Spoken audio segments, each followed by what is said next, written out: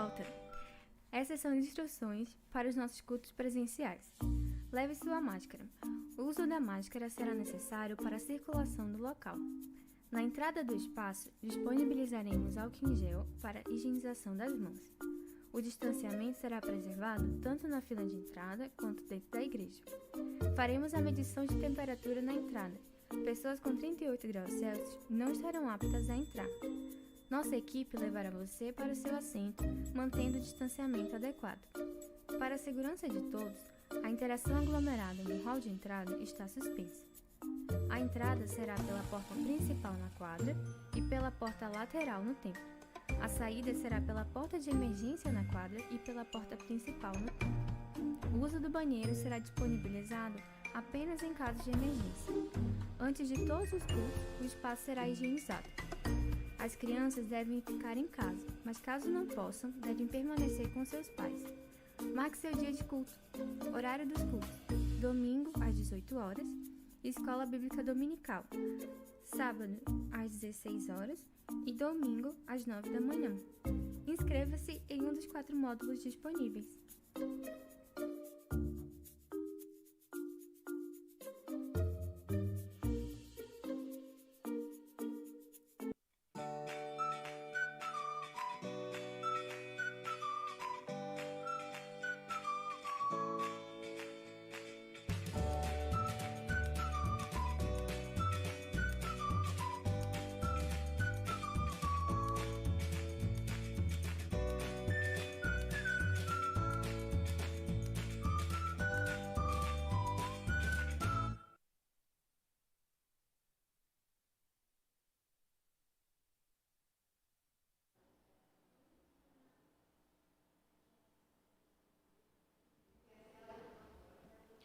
Bom dia a todos, graça e paz de Jesus Cristo. Nós estamos iniciando hoje o nosso módulo de introdução bíblica. Para você que está nos acompanhando via internet, as gravações, para os alunos aqui presencial, sejam todos bem-vindos. E nós iremos fazer uma breve oração e logo em seguida já estaremos dando início ao nosso conteúdo de hoje. Tá bom assim? Vamos orar. Senhor Deus, nós te damos graças por esse dia, queremos engrandecer e exaltar o teu nome.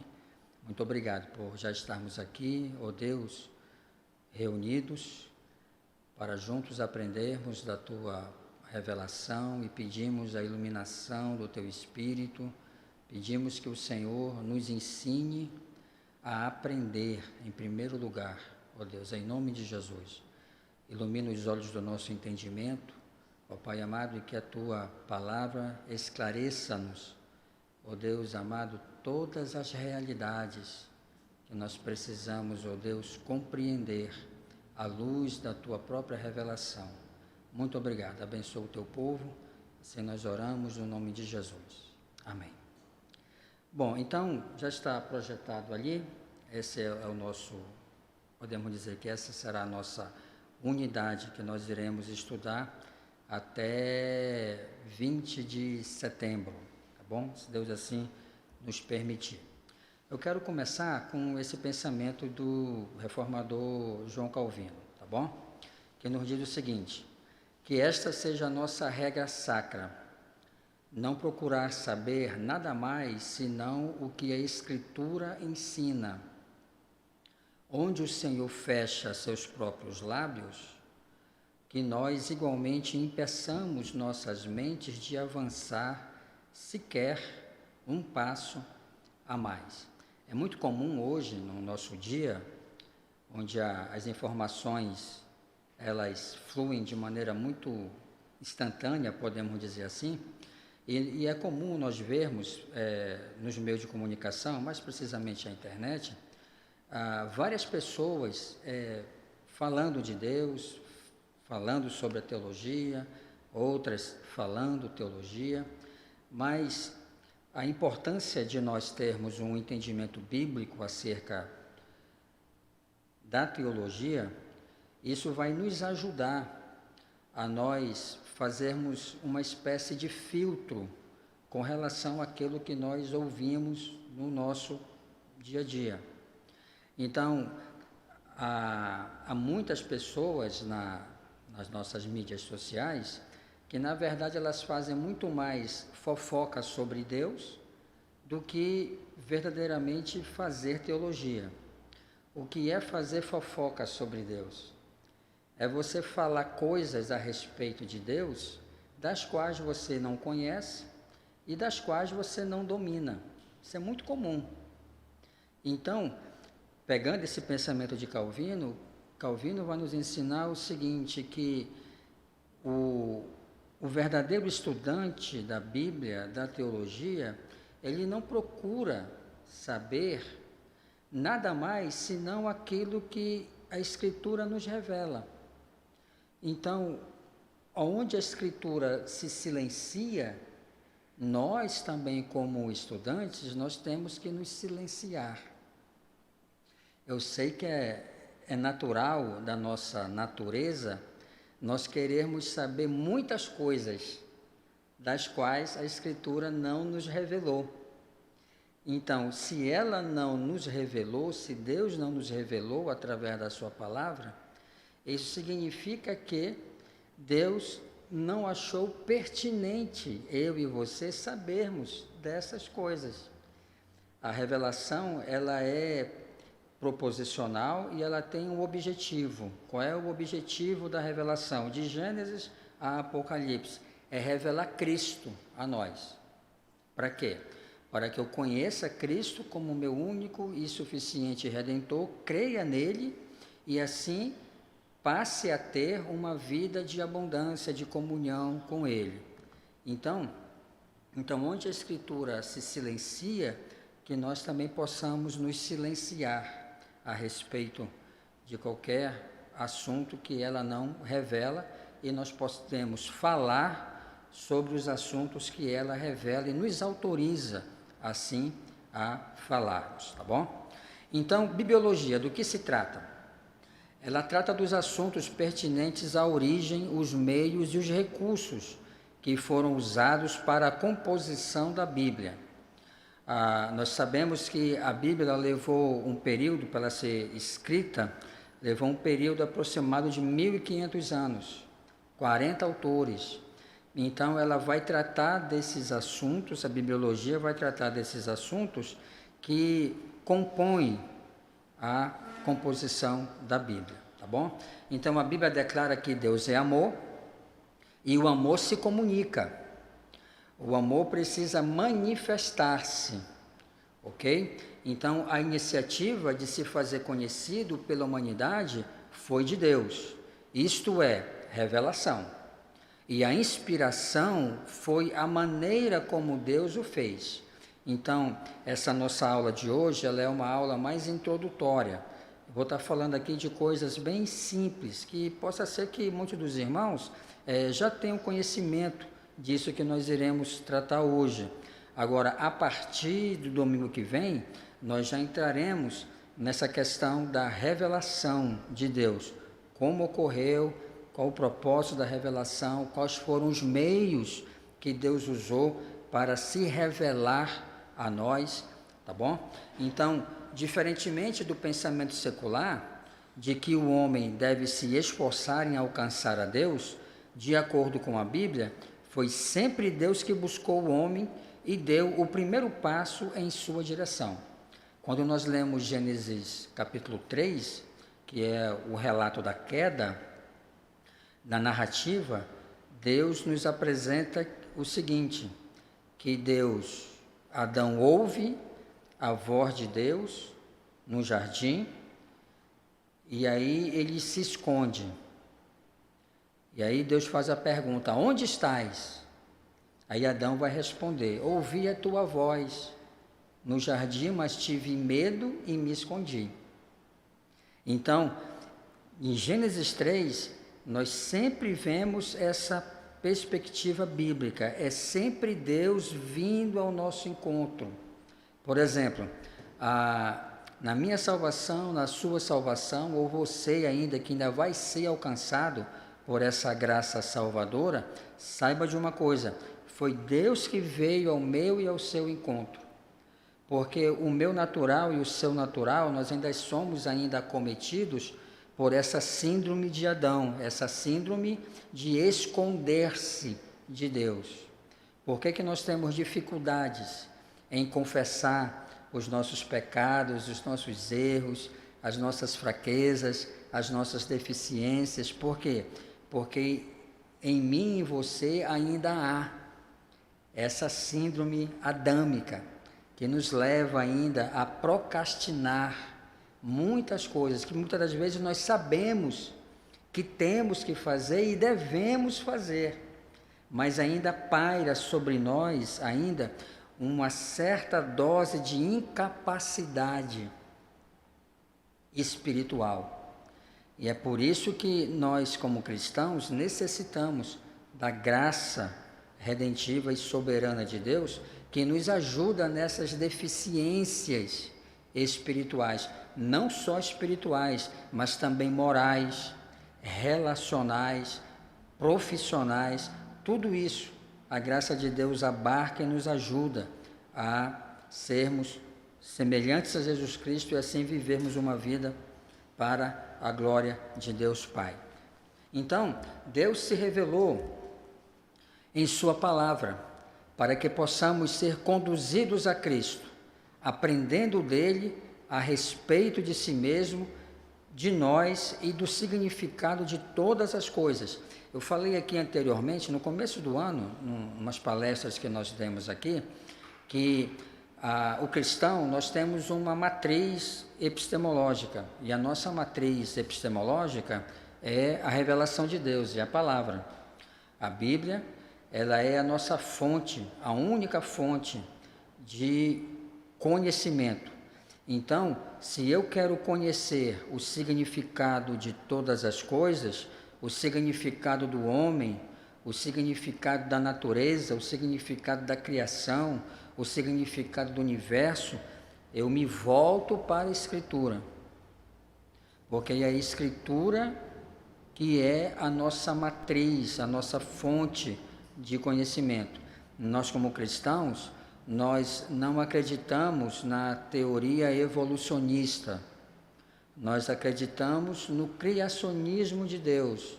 Foi Deus quem criou todas as coisas. Então, quando eu olho para a revelação e aprendo disso, então eu passo a ter entendimento desses significados para a vida, para o ser humano, para a sociedade e até mesmo para a própria vida religiosa. Onde nós iremos encontrar significado para a nossa vida religiosa, nossa vida cristã? É na revelação, é na Escritura. Então, a teologia, ela deve estar sempre a este serviço, aprender e ensinar. Agora, tem algo importante aqui. Enquanto não aprendermos a aprender, não poderemos ser teólogos. Eu sempre falo isso, né? O fato do professor tá ensinando, nós temos professores aqui presentes na nossa sala, não significa que o aluno esteja aprendendo. Isso é fato, tá bom? Então, o que o aluno, o que nós, como seres humanos, precisamos fazer? Nós precisamos fazer uma oração simples para Deus. Senhor, me ajuda a aprender, me ensina a aprender. Enquanto eu não aprender a aprender, eu nunca poderei ser uma pessoa ensinável. Eu nunca poderei aprender corretamente a Escritura. E, como consequência, eu nunca poderei ser um teólogo. Eu nunca poderei ser um professor. Por quê? Porque eu não aprendi a aprender ainda. Então, o teólogo tem paixão por ensinar. Kierkegaard, filósofo dinamarquês, século XVIII, ele dizia que o filósofo verdadeiro é um filósofo com paixão, que tem paixão. Então, com isso ele dizia que o filósofo ele não pode ser um sujeito medíocre. Ou seja, o filósofo verdadeiro não pode ser um filósofo que não tenha paixão. A mesma coisa é o teólogo, a mesma coisa é o o aprendiz da Bíblia, o aluno da Bíblia. Ou seja, se você não tiver paixão, em primeiro lugar, por aprender, consequentemente, você também não terá paixão por ensinar. Nós não ensinamos o verdadeiro teólogo, professor, acadêmico, ele não ensina por ensinar, apesar que hoje na nossa sociedade isso é muito comum. Infelizmente, há muitas pessoas nesse campo do ensino, e em outros campos também, mas vamos nos concentrar no campo do ensino. Há muitas pessoas, professores, acadêmicos, nesse campo do ensino, que estão ali muito mais por uma profissão, não por uma vocação. Então, nós estamos ensinando aqui nesse momento, não por uma profissão.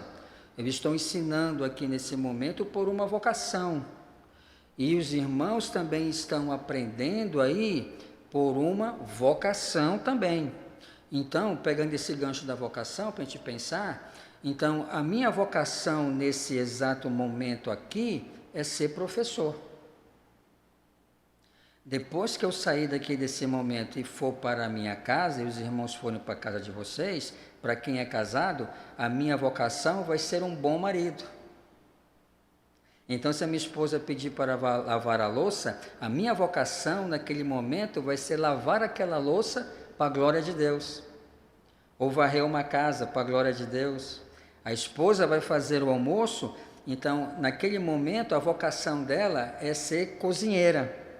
Então, ela vai fazer esse almoço para a glória de Deus. Então, essa paixão, ela nos leva a ensinar de maneira correta para a glória de Deus. Mas a sua paixão primeira, do teólogo, e prioritária, deve ser a voz de Deus nas Escrituras.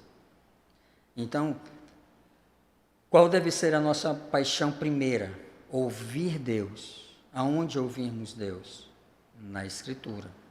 Eu sei que, infelizmente, esse ponto, essa premissa, ela não é comum no meio dito cristão, mas é um ponto, é uma premissa bíblica. Aonde que nós ouvimos a voz de Deus? Ouvimos a voz de Deus na Escritura. Na Escritura. Ok? Vamos continuar. Então, o que nós iremos estudar? Nesse módulo, nós iremos estudar as doutrinas que fazem parte da composição bíblica, a bibliologia. Então, nessa unidade, nós iremos estudar revelação, inspiração, iluminação, inerrância e canonicidade. Então, só pegando esse gancho da inerrância, fazendo um contraponto com o que eu acabei de falar agora há pouco. Então, se a Bíblia nos ensina que nós ouvimos a voz de Deus na palavra, e eu busco outros meios para ouvir a voz de Deus, para que Deus fale comigo, então tem uma implicação. Qual é a implicação? A implicação é que a Bíblia, então, ela não é suficiente. A Bíblia, ela não é necessária. Então, se eu posso me comunicar com Deus através de outros meios, então isso implica dizer, e aí o aluno, ele tem que ser honesto em reconhecer isso. Então, eu reconheço que a Bíblia, então, não é suficiente. Eu posso, sim, me comunicar com Deus e Deus comigo através de outros meios, que não seja a Escritura. Então, ainda nesse ponto da inerrância, então, a Bíblia nos ensina que a nossa segurança eterna, ou seja, com relação à nossa salvação, a Bíblia nos afirma que nós temos essa segurança eterna, ok, mas infelizmente, muitos cristãos pensam que essa segurança eterna, ela não é eterna. Essa salvação, ela pode ser, é uma salvação perdível. Então, e aí, mais uma vez, o aluno tem que ser honesto. Então, se eu acredito nessa premissa que essa salvação, ela pode ser perdível, então isso implica dizer também que aquilo que Deus falou na palavra de Deus, das mãos do Pai ninguém arrebata, então não é um texto inerrante. Então Deus se equivocou em falar isso. Né? Então esses pontos, revelação, inspiração, iluminação, inerrância, canonicidade, eles abrem esses leques para nós também pensarmos acerca desses pontos que foram apresentados aqui de maneira bem sucinta. Então, queridos, qual é o propósito da palavra de Deus? É o padrão de verdade eterno e imparcial de Deus. Vamos abrir a nossa Bíblia lá no Salmo 119, no verso de número... Vamos ler os versos de 89 a 91.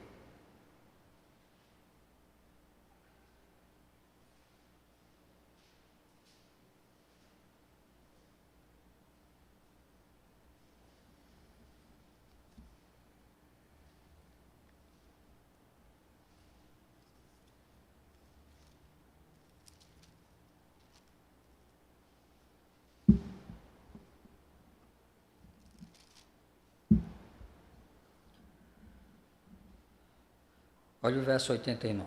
Para sempre, ó Senhor, permanece a tua palavra nos céus. De geração em geração é tua fidelidade. Como tu firmaste a terra e está firme. Conforme tua ordem, subsistem todas as coisas até hoje, pois todas elas são servas tuas. Então, qual o propósito da revelação?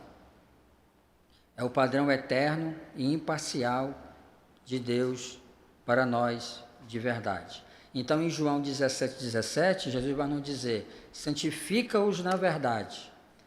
A tua palavra é a verdade.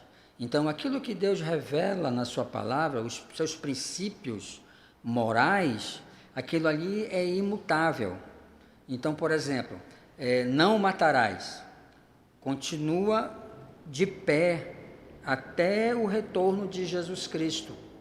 Agora, quando nós estivermos no estado eterno, no novo céu e na nova terra, nós não precisaremos mais, como eu falei domingo passado na pregação, dessa medida provisória, não matarás. Por quê?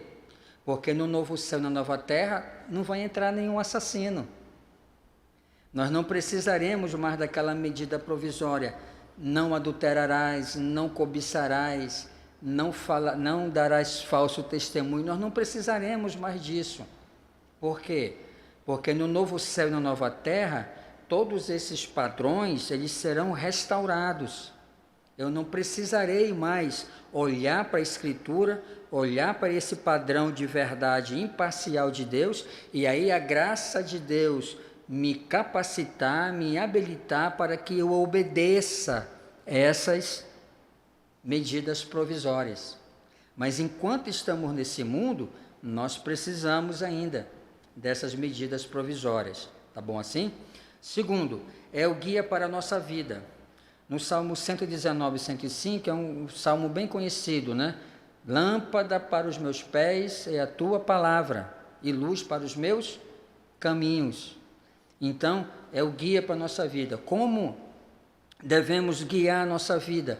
A Bíblia nos ensina a fazer isso. Por quê? Porque no Éden o homem se extraviou, Adão se perdeu.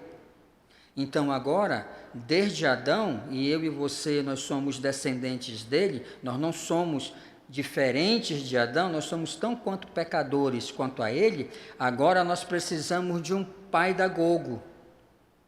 E quem é esse pedagogo? Esse pedagogo é Deus. Agora, como que esse pedagogo me instrui, me ensina, guia a minha e a sua vida? Através da revelação, através da palavra. Então, por isso que é importante para o cristão ler a Escritura. Você precisa ler a Escritura. Você precisa fazer a oração que o salmista fez no Salmo 119. Quanto amo a tua lei, ela é o motivo das minhas meditações de dia e de noite. Então, voltando para aquele ponto lá de Kierkegaard, do filósofo apaixonado, nós devemos ser também esses alunos apaixonados pela palavra, que buscam a palavra, que amam a palavra, que desejam a palavra para o seu crescimento, à semelhança de Jesus Cristo. Terceiro, a Escritura, ela conforta, ensina e encoraja. Romanos 15, 4. Tá bom? Então, ela adverte-nos acerca dos erros de outros. Abra sua Bíblia lá em 1 de Coríntios. 1 aos Coríntios. No capítulo 10.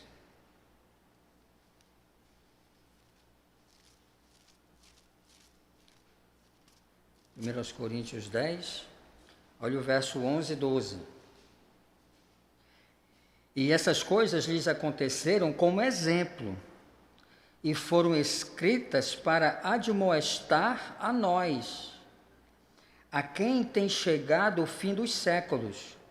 Quanto ao que pensa estar firme, veja que não caia. Então, se você pegar o contexto, você vai ver um acontecimento que ocorreu na trajetória do povo da comunidade pactual, lá no Antigo Testamento, e Paulo traz esse exemplo para o Novo Testamento para admoestar os irmãos de Corinto e a nós também, para que nós não venhamos a incorrer no mesmo erro que eles incorreram lá no passado. Como nós sabemos que nós somos, Deus só tem um povo, tanto no Antigo quanto no Novo, então, se isso está escrito aqui no Novo, implica em dizer que nós também, se não estivermos atentos, nós podemos incorrer no mesmo erro que eles incorreram também. E se você prestou atenção no versículo 12, o texto diz, ao que pensa está firme. Paulo não está dizendo ao que está firme, não, ele diz ao que pensa. Porque os nossos pensamentos, na grande maioria, nos enganam, eles são enganosos.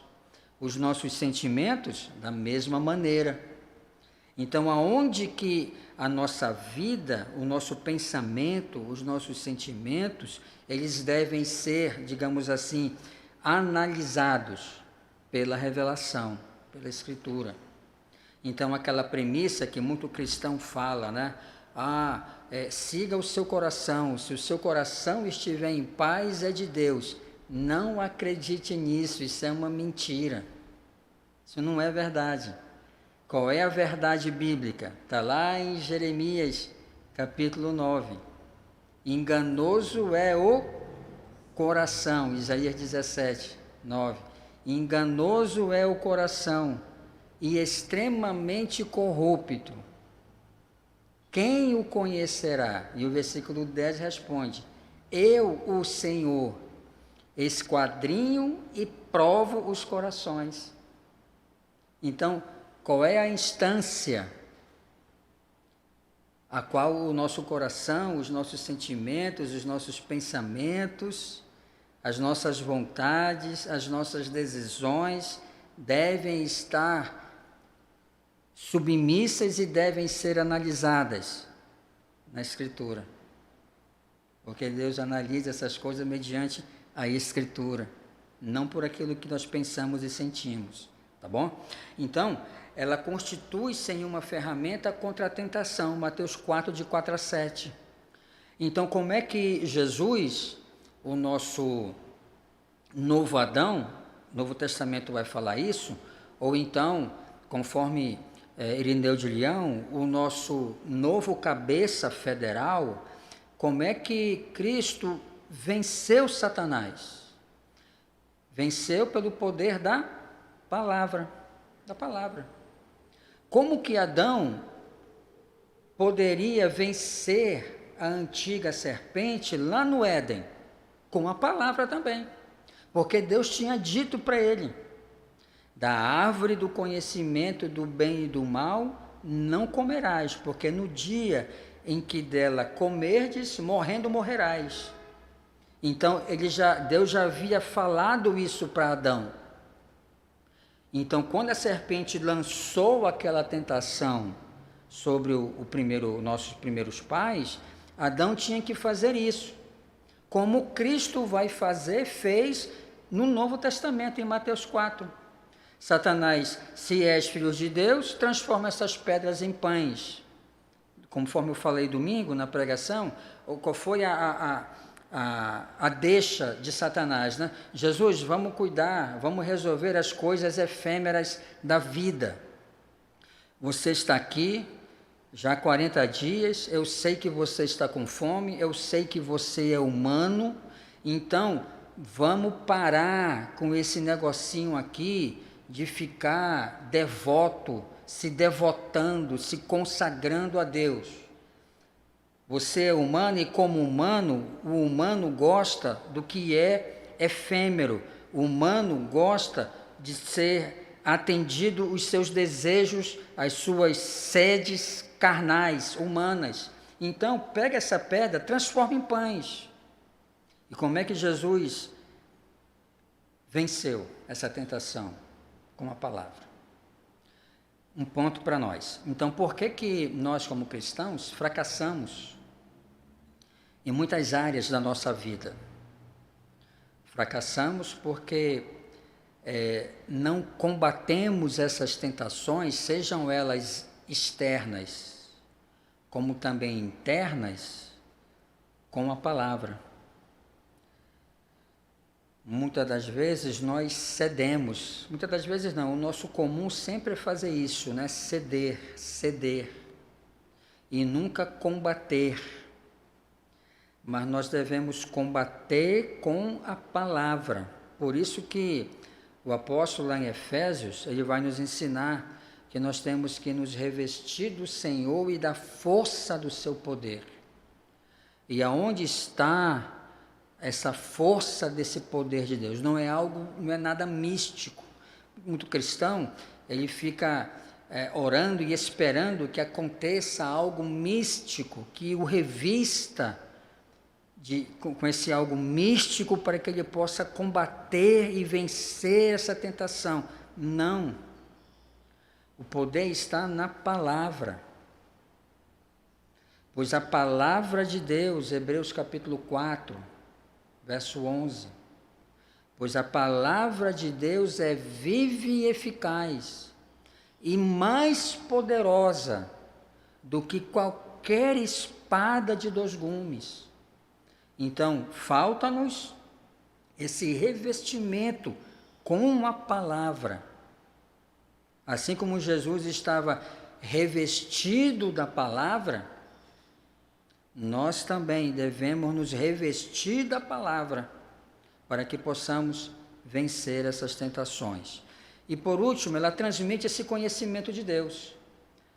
João 5,39. Abra sua Bíblia lá em João, capítulo 5. Olha o verso de número 39. Examinai as Escrituras, porque julgais ter nelas a vida eterna, e são elas mesmas que testificam de mim. Então, se eu quero conhecer a Deus e conhecer um pouco da mente de Deus, eu tenho que me voltar para a Escritura, porque o propósito da Bíblia, o objetivo é isso, me ensinar acerca disso, tá bom? Então, ao estudarmos a palavra de Deus, é preciso evitar que as nossas crenças prediletas acabem por controlar nossa interpretação das Escrituras. Frequentemente somos tentados a interpretar os textos bíblicos de forma a concordarem com o nosso pensamento. Sabemos que é impossível ler a Bíblia sem pressupostos, não só a Bíblia. Por exemplo, para um pesquisador, seja lá qual for a área de pesquisa dele, ele não se aproxima desses objetos a qual ele vai pesquisar sem pressuposições, sejam elas verdadeiras ou sejam elas falsas. Mas é impossível em qualquer campo da ciência, e a teologia ela é uma ciência. Então, eu não me aproximo da Bíblia sem ter internamente pressuposições. Agora, o nosso desafio nosso dever, entretanto, é nos assegurarmos de que esses pressupostos são somente aqueles exigidos pela própria Escritura. Então, quando você se aproxima da Escritura para ler, para interpretar, eu já venho com pressuposições no meu entendimento. Agora, se eu sou um aluno honesto, se eu sou um professor honesto, ou seja, e quando a minha pressuposição não bate ou não cabe com as pressuposições bíblicas, aí eu tenho que ser honesto, abandonar a minha pressuposição, certo? E falar aquilo que a Escritura fala. Eu sei que é muito comum nós encaixarmos as nossas crenças prediletas a elas, fazer com que elas se encaixem na Escritura. Mas se nós somos professores e alunos honestos, nós vamos pedir graça de Deus, que isso não é fácil fazer isso, para nos despir disso e falar tão somente aquilo que a Escritura fala. Isso é um grande desafio, não é fácil. Não é fácil, tá bom? Mas com a graça de Deus a gente consegue. Então, a nossa responsabilidade ao estudar a Bíblia. Nós precisamos ser diligentes, faça o seu melhor. 2 Timóteo 2,15 nos diz: procura apresentar-te a Deus como obreiro aprovado, que não tem de quem se envergonhar, que maneja bem a palavra da verdade. Esse manejar bem significa cortar em linha reta, ou seja, interpretar a palavra de Deus de forma precisa. E tem um lema dos reformadores que implica orare e labutare. Então, eu oro, mas eu labuto também. Então, nessa diligência, eu não transfiro toda a responsabilidade para o Espírito Santo. Não é isso. Eu sou dependente dele, agora compete a mim o quê? Orar e labutar, estudar, pesquisar, ter um mínimo de conhecimento da cultura oriental, da cultura bíblica, dos costumes bíblicos, da geografia bíblica, das línguas originais. Então, para isso eu preciso de ferramentas paralelas, porque a Bíblia não me fala tudo. Então eu vou comprar material de pesquisa para que eu possa ser esse obreiro que corte em linha reta. Para que eu seja esse estudante, quando eu vá comunicar o Evangelho para uma outra pessoa, eu comunique esse Evangelho de maneira correta. E assim Deus use a minha e a sua vida para alcançar essa pessoa que ainda não conhece o nosso Senhor Jesus Cristo. Diariamente, de forma constante. Lembra lá, Atos 17:11, é o contexto lá dos bereanos, né? Eles estavam ouvindo a pregação apostólica de Paulo, mas o que eles estavam fazendo? Examinando nas Escrituras se eram assim mesmo as coisas que Paulo estava falando. Olha a matriz epistemológica deles. Era a Escritura, não era a tradição. E é bom nós sabermos disso, queridos. A nossa tradição denominacional, a nossa tradição religiosa, invariavelmente haverá momentos em que essa tradição ela vai chocar com a Escritura e vice-versa. Isso é normal. Por quê? Porque a tradição ela não é a nossa matriz. A matriz é a Escritura. Certo? Os meus costumes, na grande maioria, também vão se chocar com a Escritura. Por quê? Porque os nossos costumes culturais, sociais, antropológicos, eles não são a nossa matriz. A matriz é a revelação. Tá bom? Então, dependente do Espírito Santo, Salmo 119, versos 124 e 125. Então, nós devemos orar em busca de sabedoria, discernimento e entendimento espiritual. Vamos ler um desses versículos do Salmo 119.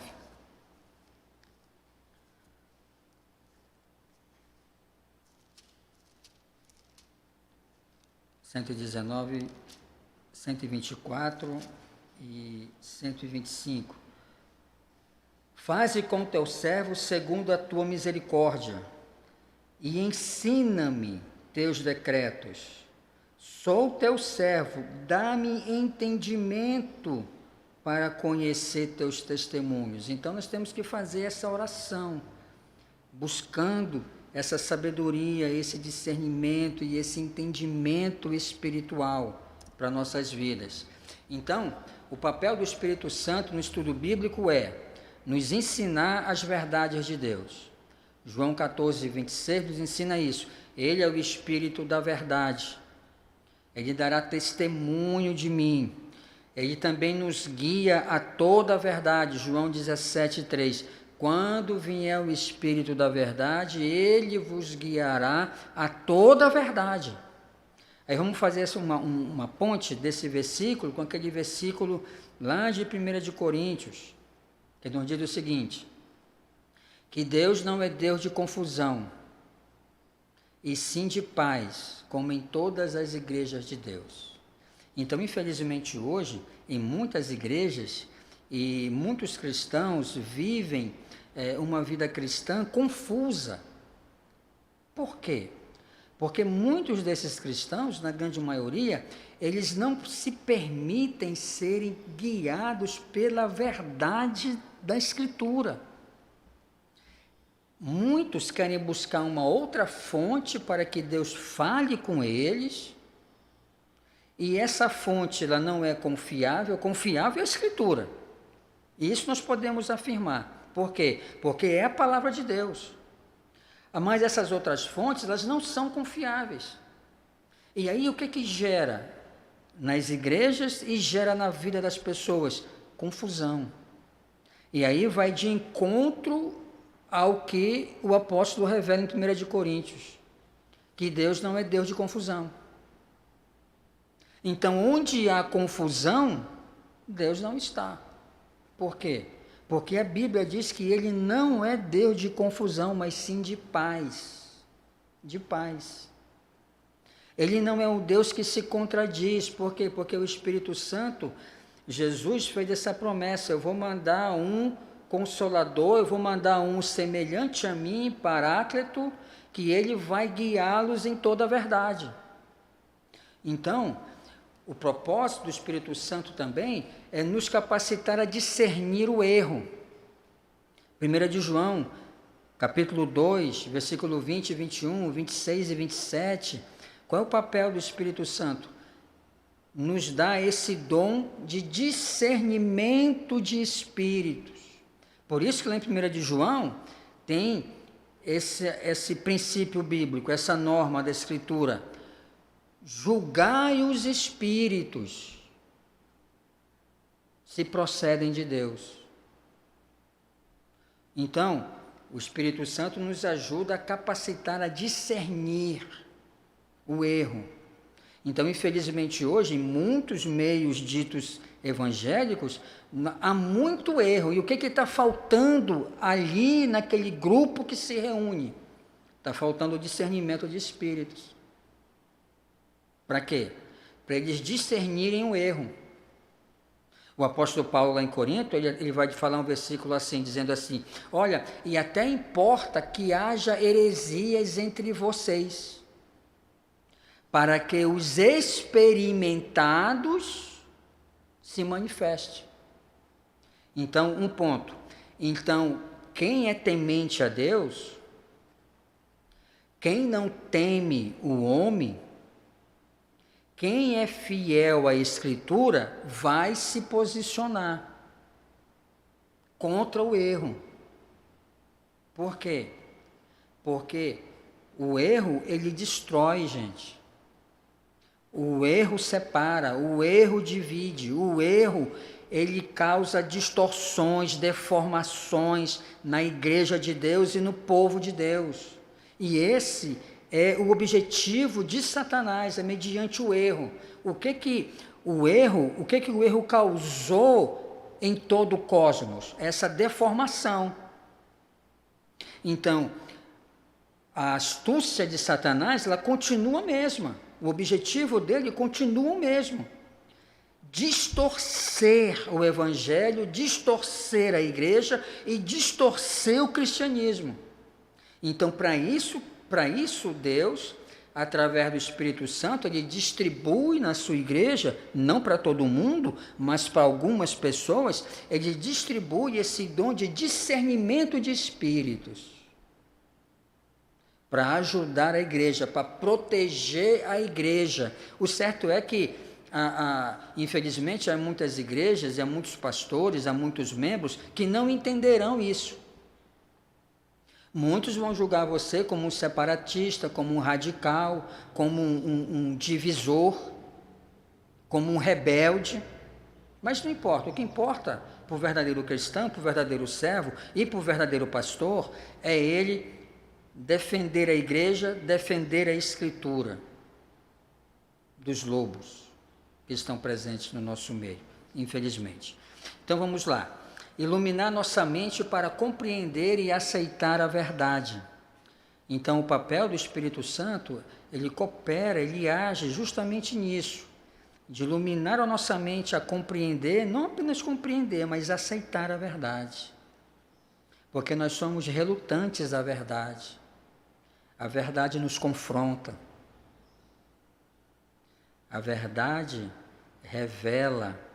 Lembra lá? Jesus falou isso para os religiosos da época, né? É interessante, não sei se vocês já prestaram atenção nos evangelhos. Jesus, ele foi muito amoroso com prostitutas, com ladrões, com leprosos, com mendigos, com pessoas de toda classe, não é verdade? Mas você já prestou atenção o quanto Jesus foi rigoroso com os religiosos? Jesus foi muito rigoroso com os religiosos, né? Muito rigoroso. Por quê? Porque eles tinham dificuldades em aceitar a verdade daquilo que Jesus estava falando. Por isso Jesus disse, por isso que vocês são difíceis em compreender e aceitar a minha verdade, a minha palavra, prostitutas, os ladrões, os mendigos, os leprosos, os desfavorecidos, eles entram no reino primeiro que vocês. Então, Jesus, ele pegou firme com os religiosos devido a isso. Por quê? Porque eles tinham essa dificuldade de compreender, de aceitar a verdade. E por que nós, muitas das vezes, temos essa dificuldade de aceitar a verdade? Porque Jesus vai dizer que quando a gente se aproxima da luz, que é o Evangelho passa a revelar a podridão do meu e do seu coração. Passa a revelar as inadequações. Passa a revelar os nossos desejos e pensamentos secretos, que só eu e Deus, só você e Deus sabe, conhece. Então, muitos não se aproximam dessa verdade e não aceitam essa verdade porque a verdade vai reprovar. A verdade vai reprovar. Então, por exemplo, né, vai que se uma pessoa chegar comigo, pastor, eu vou me divorciar, um exemplo. Então, o que eu vou falar para ela? Eu vou falar a verdade. E a verdade vai confrontar esse desejo, esse pensamento, esse pseudo entendimento de que fazendo isso vai resolver o problema dele. Lembra do que eu falei? O ser humano é assim, ele busca coisas efêmeras para resolver os seus imediatos do cotidiano. Mas não é se divorciando que a gente resolve problemas familiares, conjugais. Muito pelo contrário, é se sujeitando à palavra de Deus, é pedindo graça do nosso Deus, é buscando a comunhão com Ele, e assim Ele vai nos ajudando a lidar com esses conflitos, dentre outros também. Ela nos capacita, o Espírito Santo, nos capacitar a obedecer. Eu falei no começo que nós sofremos de uma certa incapacidade espiritual, moral também. Então, quem é a pessoa que nos capacita a obedecer? É o Espírito Santo. E o que ele faz na regeneração? Ele arranca, conforme Ezequiel 36, 27, ele arranca o coração de pedra, ele coloca um coração de carne dentro do regenerado, para que o regenerado obedeça e ande nos estatutos. Então precisa haver uma mudança, e essa mudança ela é puramente uma mudança espiritual. Enquanto não houver essa mudança, essa regeneração, que nós chamamos também de novo nascimento, a pessoa nunca vai obedecer a palavra de Deus. Por que muitos cristãos têm dificuldade em obedecer a Escritura, a palavra de Deus?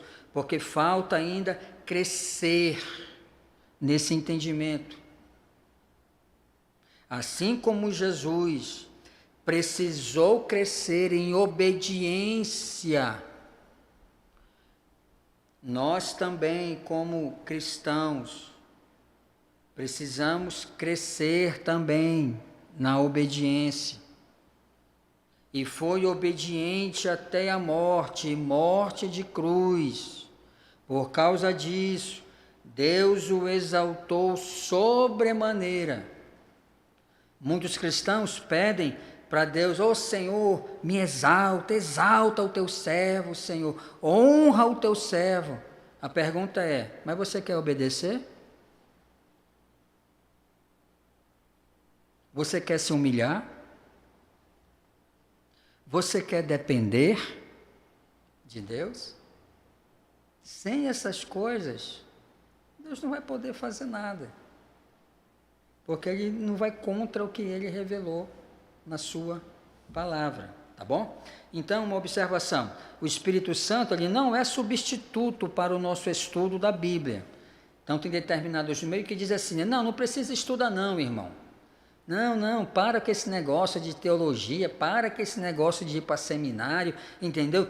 Ora, irmão, vai orar que Deus capacita, vai orar que o Espírito Santo vai dar a palavra. Sim e não. Sim e não. Por quê? Porque Deus me criou, Ele me dotou com inteligência. Eu sou um ser racional, pensante, e Deus me capacitou para exercer o cérebro. Então, o que eu, como estudante da Bíblia, tenho que fazer? Tenho que estudar. O Espírito Santo não é substituto para isso. É por isso que a gente vê tanta besteira na igreja evangélica brasileira hoje. Por quê? Porque, infelizmente, tem muitas pessoas que pensam assim. Então, muito pelo contrário, é o Espírito Santo quem torna o nosso estudo proveitoso e usa para a glória de Deus. Então, você está ali estudando, orare, labutare, você está orando, está estudando, está pesquisando, você quer cortar retamente, aí chegou lá o dia, a hora de você ensinar ou pregar tudo aquilo que você passou a semana estudando. E o que o Espírito Santo vai fazer? Ele vai tornar proveitoso esse estudo. Para a glória de quem? Para a glória de Deus. Para a glória de Deus. Agora, se você não se preparou, não estudou, eu acho muito difícil que o Espírito Santo use aquilo que você vai falar para a edificação da igreja e para a glória de Deus. E para a glória de Deus. Então, vamos lá. Eu quero rapidamente falar um pouco sobre regras de interpretação, tá bom? Nosso curso aqui, nessa unidade, não contempla hermenêutica, isso vai ser bem mais para frente, mas eu quero só dar aqui abrir uma picada, podemos dizer assim, para os irmãos, para que quando os irmãos forem estudar a Escritura, os irmãos tenham isso em mente, tá bom? Então, primeiro, conhecendo os princípios da interpretação. Quais são eles? A Bíblia é a fonte de toda a autoridade em qualquer assunto em que ela revela, ou seja, a Bíblia é a nossa matriz epistemológica, certo? Então, sobre qualquer assunto que a Bíblia revela, ela tem autoridade para falar sobre aquilo, tá bom? Então, a Bíblia nos revela sobre a questão do criacionismo, como eu falei anteriormente. Então, a Bíblia, ela não é, digamos assim, detalhista com relação a isso, certo? Ela define esse criacionismo, ela nos apresenta esse criacionismo, Deus criando em 7 dias todas as coisas. Agora, ela não nos dá certos detalhes dessa criação, entendeu? Então, por exemplo, tem uma teoria, um pensamento dentro da teologia, aquela questão, a terra é nova ou é velha?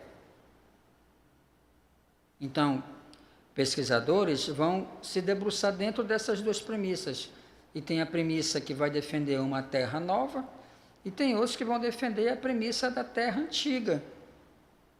Então, outros vão dizer que entre Gênesis 1:1 e entre Gênesis 1:2, houve milhares de anos de intervalo. Mas eu particularmente entendo que não houve nenhum intervalo entre Gênesis 1:1 e Gênesis 1:2. Deus disse no princípio criou Deus os céus e a terra, bum, apareceu, e logo em seguida Deus falou, haja luz e houve luz, ou seja, Deus ele passou a organizar o caos primevo daquela terra que inicialmente na palavra dele era sem forma e vazia, mas havia o Espírito de Deus ali pairando por sobre as águas. Então, pegando rapidamente aquele ponto lá do dualismo, e aqueles que defendem, conforme eu falei domingo na pregação, que entre Gênesis 1:1 e Gênesis 1:2, alguns entendem, infelizmente até mesmo muitos batistas entendem dessa maneira, que entre Gênesis 1:1 e 1:2 houve a queda de Satanás. Aí, devido a essa queda, Satanás bagunçou a criação de Deus, o cosmos, aí foi preciso Deus, então, agora botar forma no caos. Não, não é isso. Porque a Bíblia nos ensina, isso não é teologia, como eu falei, isso é muito mais corrente dualista filosófica, que defende a existência do bem e do mal conjuntamente. Então, quando a gente olha ali, no relato da Escritura, o que diz? É que no caos primevo, quem estava no caos primevo? O Espírito de Deus. O Espírito de Deus pairava, ele estava lá, como eu falei, ele estava lá como uma águia, né? Voejando sobre o caos primevo, aquecendo aquele caos primevo. Então, qual é a nossa matriz para chegarmos a esses entendimentos? É a Escritura. É a Escritura. Então, esse é um princípio hermenêutico que você tem que ter na sua mente. A Bíblia é a fonte de toda autoridade em qualquer assunto que ela revela. Possa ser, o nosso problema é que nós queremos que ela seja extensiva em determinados assuntos. A Bíblia ela não tem esse propósito. O propósito dela é de revelar Cristo a nós.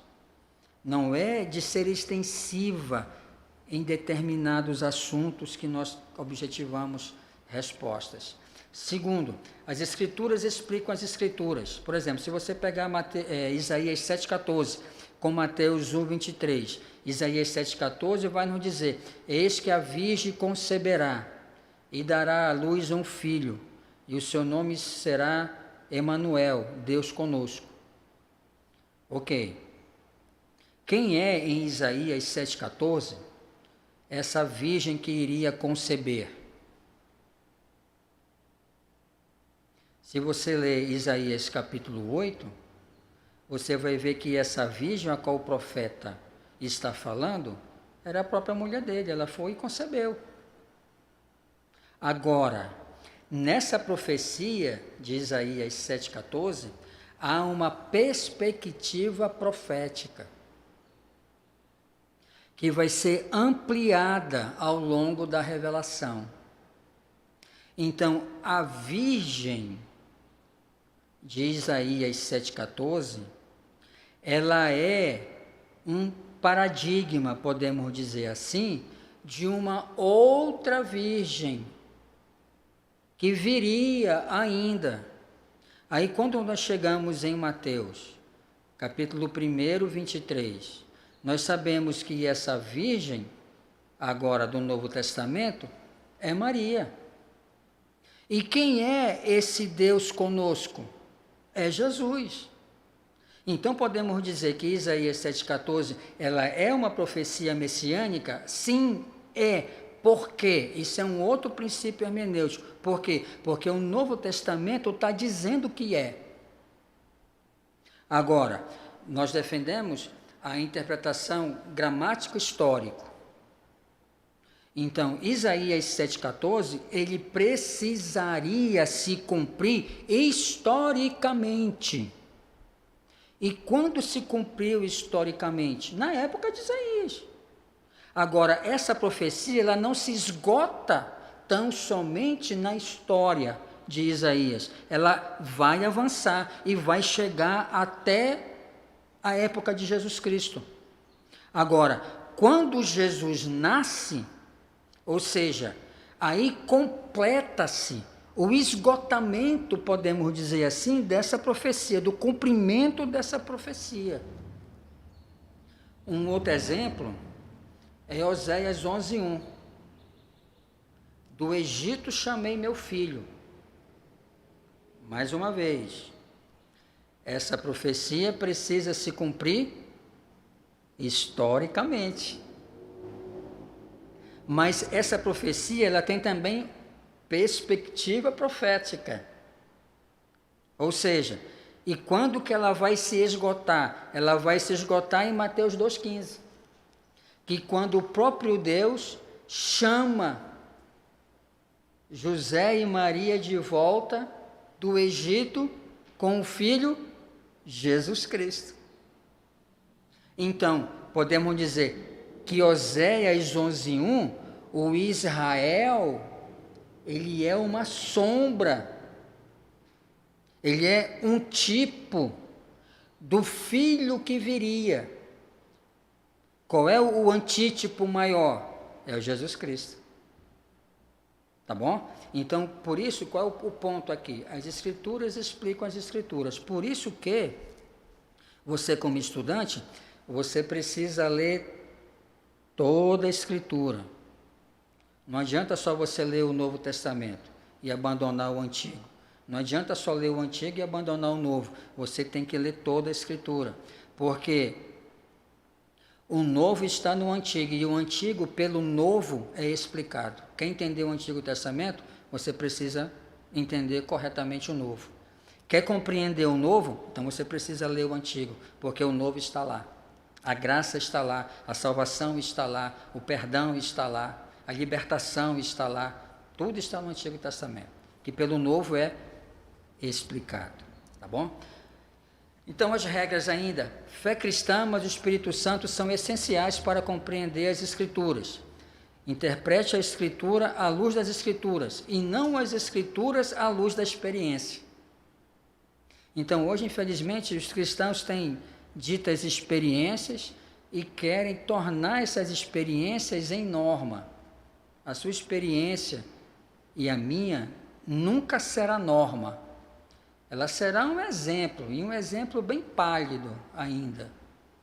Norma é a Escritura. Então eu pego a experiência, trago para dentro da Escritura e vejo o que a Escritura fala. E assim eu avalizo a experiência. todo exemplo bíblico só tem autoridade quando os mesmos são amparados por uma ordem da própria Escritura no progresso da revelação. Então, por exemplo, Isaías 38, 21, é o relato lá que o profeta manda fazer uma pasta de figos, colocar sobre a úlcera lá do rei Ezequias, e o rei fica curado. O exemplo de João 9,6, que está projetado aí, é quando Jesus cospe ali na terra, faz lodo e unta os olhos daquele cego e manda o cego se lavar e o cego fica curado. Ok. Agora, esse exemplo bíblico, ele só tem autoridade quando for amparado por uma ordem no progresso da revelação. Então, hoje, em pleno século XXI, tem pessoas que ainda continuam fazendo pasta de figos. E outras coisas. A pergunta é, tem autoridade bíblica? Eu respondo, não. Deus me manda fazer isso? Não. Deus não me manda fazer. E não me manda fazer por quê? Porque Ele não autorizou na sua palavra. A gente não vê ninguém no Novo Testamento e ninguém na história da igreja fazendo pasta de figos e untar ferida para ser curado. Como é que Deus cura o seu povo hoje? Ele cura o seu povo hoje mediante as orações do seu povo. Está alguém entre vós doente? Ore. Está triste? Cante louvores. Essa é a norma bíblica. Certo, gente? Então, você precisa estar atento com relação a isso.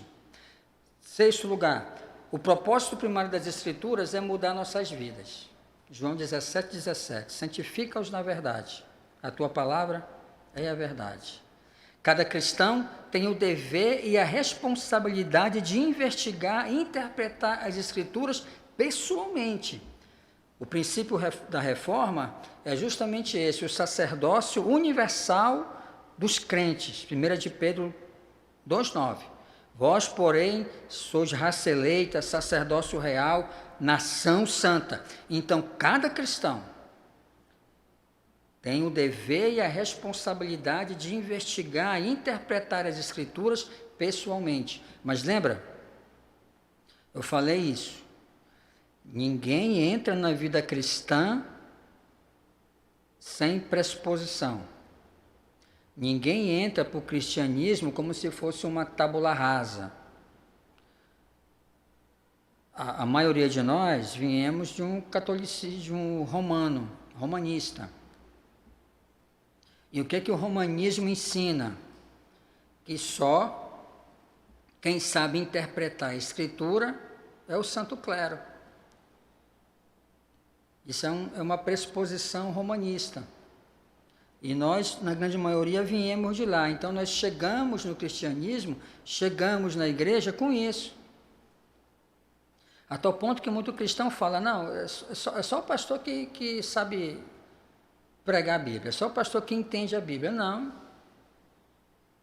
Cada cristão tem um dever e a responsabilidade de investigar e interpretar a Escritura pessoalmente.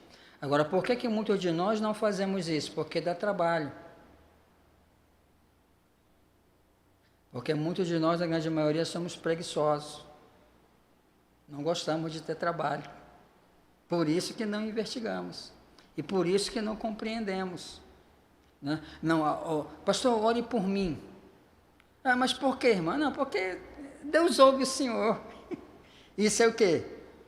Premissa romanista. Né? De ir lá com o padre, fazer a confissão, o padre dar a sentença.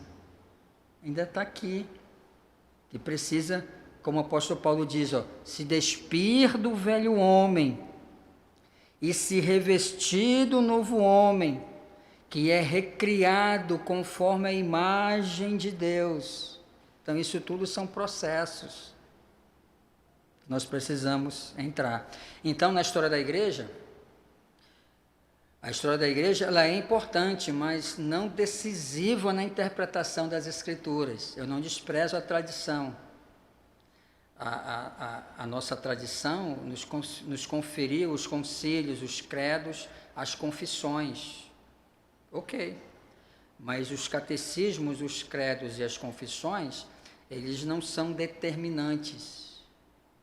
Determinante é a Escritura. Então, o Papa Leão X falou, eu sou a tradição. O que ele quis dizer com isso? Eu sou a interpretação. Mas isso não é bíblico.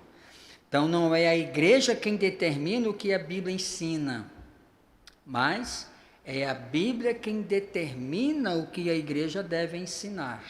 Tá bom? Então, as Escrituras têm somente um sentido, mas poderá ter várias aplicações. Então, como estudante da Escritura, você precisa saber qual era a intenção autoral. Uma vez que você descobre a intenção autoral e o sentido autoral, ok, dali então você pode fazer as aplicações que o texto permite você fazer ou não fazer. E é importante aqui que nesse sentido autoral, você não pode desprezar também o contexto cultural histórico. Porque, primariamente, a Bíblia não foi escrita para a minha cultura, para a sua cultura, para a nossa. Ela foi escrita, e nós chamamos isso dentro da hermenêutica de distanciamento cultural. Então, quando você se aproxima da Escritura, você tem que ter isso em mente. Há esse distanciamento cultural que precisa ser vencido. De que maneira? Através de estudo. Através do estudo. Tá bom? Interprete as Escrituras no seu contexto também, conforme eu falei agora há pouco aqui. Então, as disposições dos livros, gente.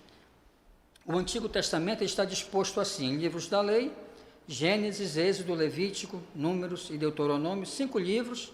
Deus tratou com indivíduos, os patriarcas. De Êxodo a Deuteronômio, você vai ver que é a lei dada a Israel, tá bom? Os livros históricos, são 12 livros, eles vão tratar de quê? Da história de Israel e dos reis. Como é que se desenrolou a história da comunidade pactual e dos reis no Antigo Testamento. Vem os livros poéticos, são 5 livros, Jó, Salmos, Provérbios, Eclesiastes e Cantares, que vai falar da literatura sapiencial. São livros poéticos. Então, quando você for interpretar os livros poéticos, as regras mudam. Eu não posso interpretar o livro de Salmos como interpreto uma narrativa, como interpreto uma parábola. Não, a regra vai mudar. Então, você precisa conhecer as regras para a interpretação do gênero literário, né? Então, o livro poético, a poesia, é um gênero literário. Então, ele é interpretado de maneira diferente também. Profeta maior, Isaías, Jeremias, Lamentações, Ezequiel e Daniel. São 5 livros.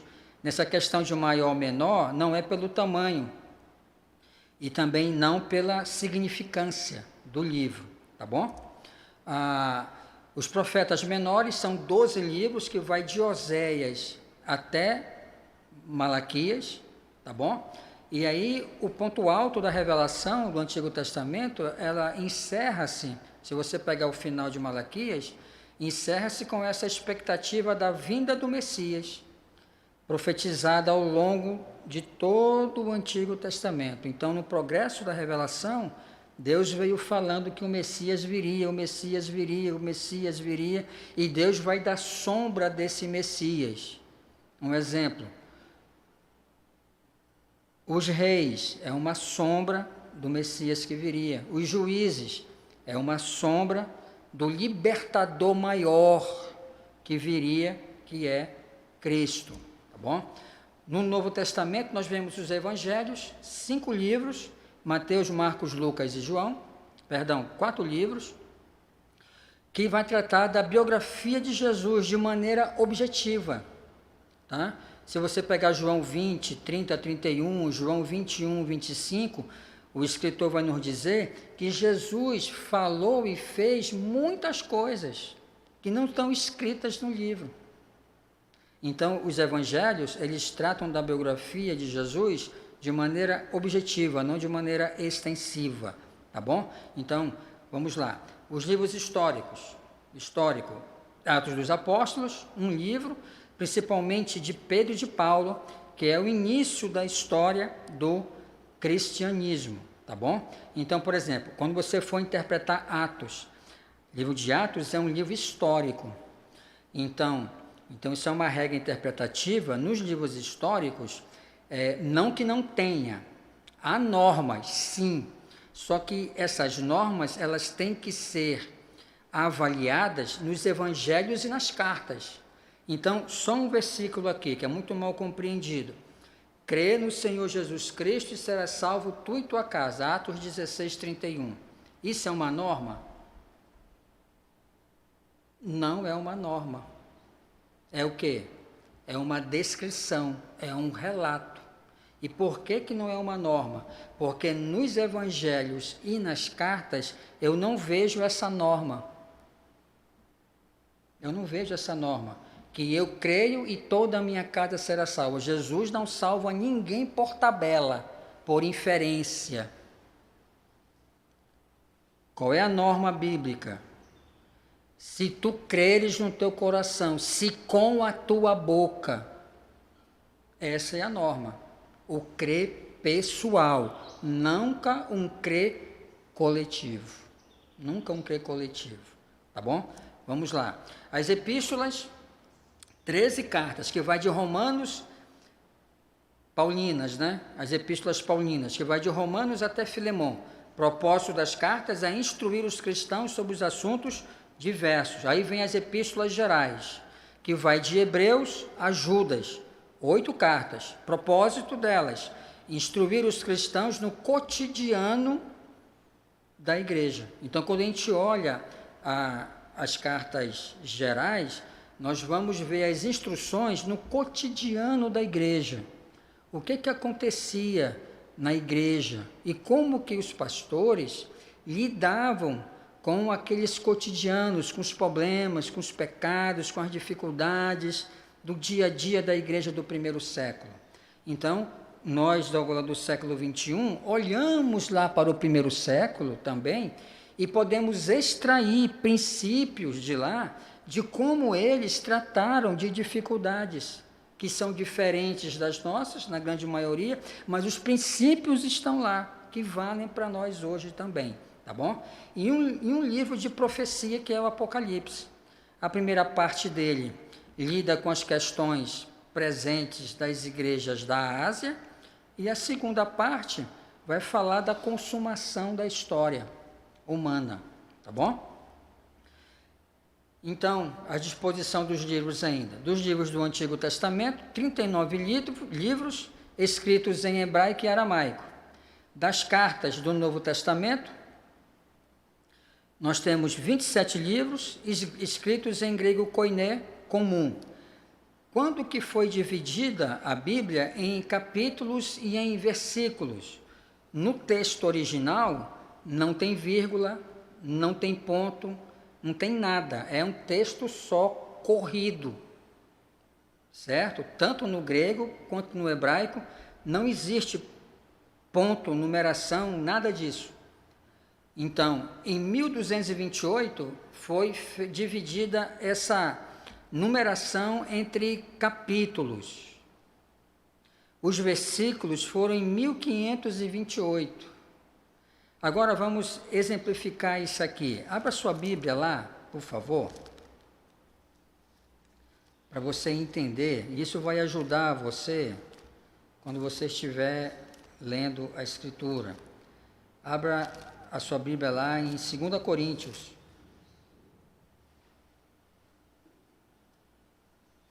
Capítulo 6. 2 Coríntios, capítulo 6, verso de número 19.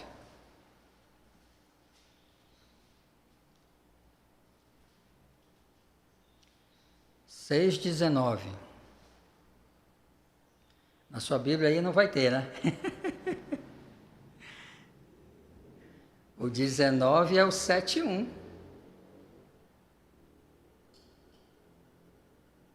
E por que é o 7:1? Porque o escritor, ele não concluiu o pensamento dele. Se você ler, uma dica, quando você for ler a Bíblia, procure conectar a sua mente à mente do escritor. Acompanhe o raciocínio lógico do autor. Você vai ver isso. Quando é que Paulo vai fechar o seu pensamento aí? Ele vai fechar em 7:1. Portanto, amados, visto que temos essas promessas, que promessas? O que ele vinha falando anterior. Então, esse 7:1 aqui, esse primeiro versículo, ele não faz nenhuma lógica, não tem nenhuma conexão com o capítulo 7. Então, o importante, essa divisão de capítulos e versículos, isso não é inerrante, tá, gente? Isso não é inspirado. Isso aí foi Langton em 1228. Então, você como um bom estudante, você não fica escravo disso. Você tem que começar a criar na sua mente esse entendimento de ler a Escritura acompanhando o discurso, a lógica do raciocínio, do pensamento do autor. Lógico que o Espírito Santo vai nos ajudando nisso daí. Então eu estou lendo aqui, portanto, amados, visto que temos tais promessas. Que promessas? Está no ser 18. Eu serei para vós pai, e vós sereis para mim filhos e filhas, diz o Senhor Todo-Poderoso. É essa promessa que Paulo está falando aqui. Purifiquemo-nos de toda a contaminação da carne e do espírito, aperfeiçoando a santidade no temor a Deus. Então, o capítulo 7 de 2 Coríntios começa no versículo 2, não começa no versículo 1. Começa no versículo 2. Tá bom? Isso é só um exemplo. Tem muita coisa assim na Escritura, que você precisa acompanhar o raciocínio autoral, daquilo que o autor vem falando acerca do texto. O formato dos livros do Antigo Testamento. Os rolos feitos de papiro e pergaminho. Papiro mencionado na Bíblia em Êxodo 2:3, Jó 8:11 e Isaías 18:2. Algumas versões o chamam de junco. O seu uso é de aproximado de 3.000 anos antes de Cristo. Então, era desse material que era feito, dessa árvore, papiro, esse junco, que era feito o antigo papel que nós conhecemos hoje, né? Podemos dizer assim. Agora, o vocábulo da Bíblia. Não é encontrada a palavra Bíblia na Escritura. Então, esse vocábulo Bíblia, ele não é bíblico. Tá? A palavra grega biblos refere-se à folha de papiro preparado para o escrito. Certo assim? Então, quais são os nomes canônicos para a Bíblia? O que a Bíblia fala acerca dela? A Bíblia se intitula como Escritura, Mateus 21:42. Sagradas Escrituras. Paulo vai dizer lá para Timóteo que tu foi instruído nas sagradas letras também. O livro do Senhor, a lei do Senhor, a palavra de Deus,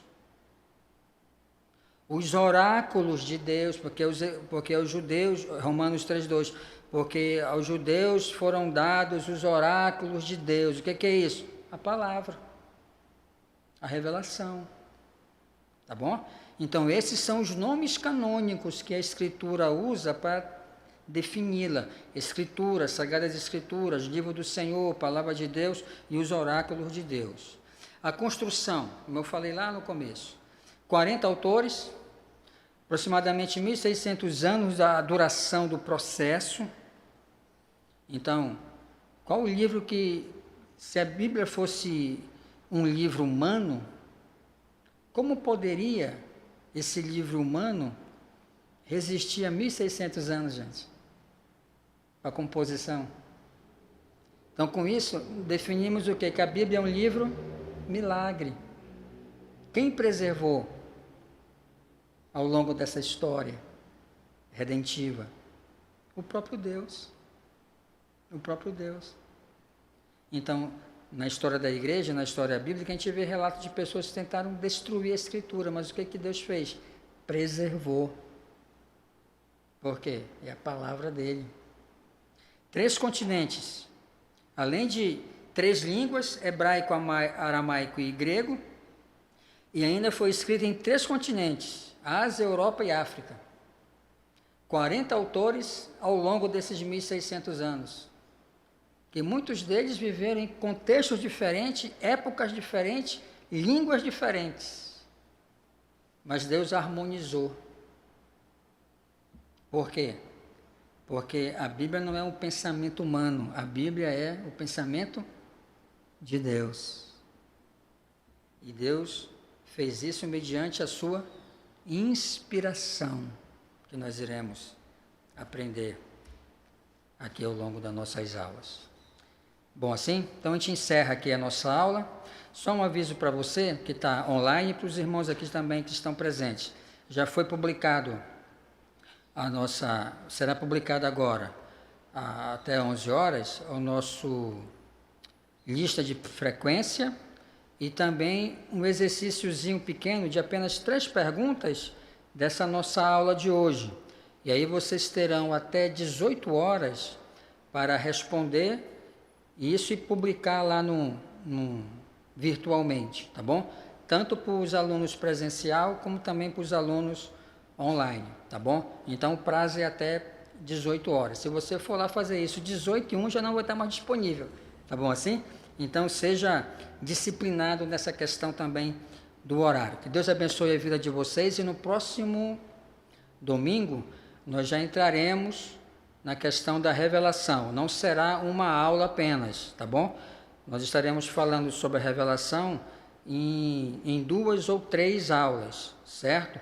Então você vá se preparando com relação a isso e leia também o livro que foi publicado no nosso grupo, que você tem o prazo até 30 de setembro para realizar toda aquela leitura que está ali disponível. A apostila é só um guia, tá bom? Muita coisa que eu vou estar falando aqui está na apostila.